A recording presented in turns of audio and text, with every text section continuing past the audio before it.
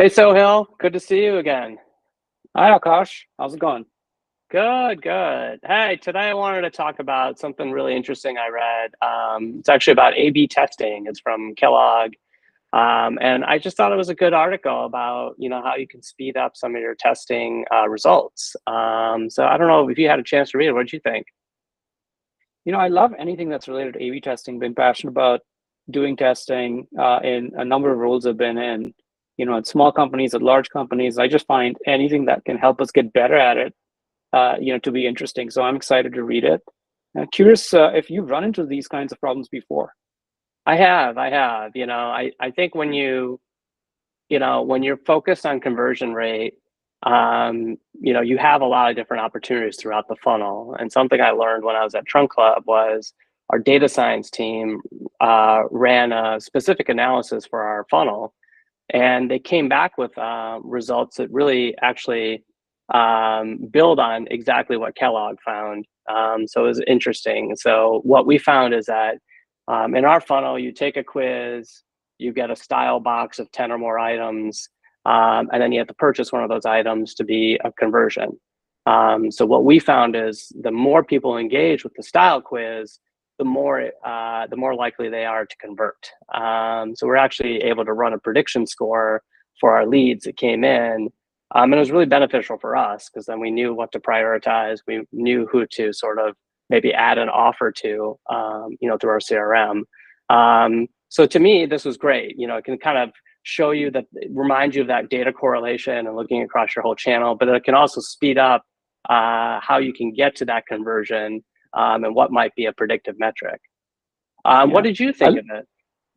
I love the idea of speeding up testing, and in particular, I think of two examples that I've run into in my life. Right, so when I worked at a larger company, a Fortune 500 company, and we had an A/B testing program. One of the challenges we had was when we did tests on pages that weren't, the home page or sort of a very high traffic page. The tests we did took a really, really long time to get to conclusion, and it was sort of you lost interest, you lost the reason for doing it. So anything that would help us speed up the process of testing, I think, is something that would be very valuable. So I love the fact that this article talks about that and gives you an idea to do it. And the second thing, with one of my clients right now, we have a situation where the company as a whole doesn't get a ton of traffic. Yeah. And it would be expensive to really sort of step that up from a paid marketing standpoint.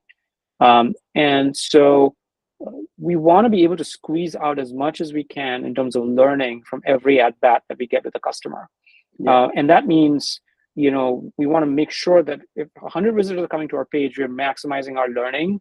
And so reducing the number of visits it takes to get to a learning from an A/B test just sounds really exciting to me. So, that's what I was jazzed about. I don't know, what else do you think? Well, I think there's also, the article talks about Amazon, Google. It does sort of bring up like, okay, you've got a big brand, you got a lot of resources.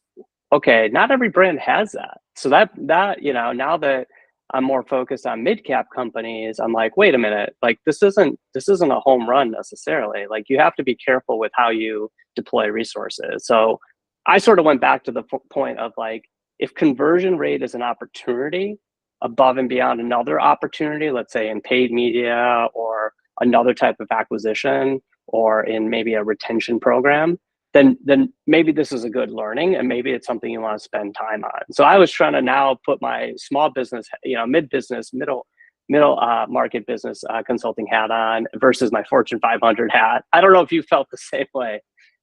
Yeah, no, look, it's true, right? I mean, I think it's hard for smaller companies to be able to have all of the resources and the means that larger companies have to be able to execute an A/B testing program. You need technical ability, you need UX capabilities, you need analytics capabilities, strategy capabilities. And sometimes all that's hard to find, particularly small companies where people are sometimes playing multiple roles or, stretched pretty thin.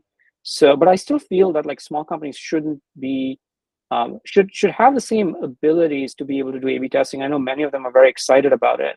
Yeah. So talking to fractionals like you and me is one great way to do it, right? But Yeah. there's also other ways, and this article represents one way you can get smarter about getting to A/B testing.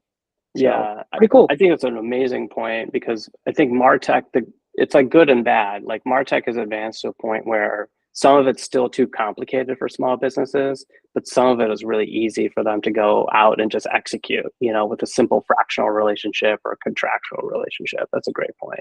Yeah. Well, anyway, Sohail, this was fun. Always fun to chat. And I'll post the link to the article in the chat and we'll go from there. Thanks a lot. Sounds great. Have a good week.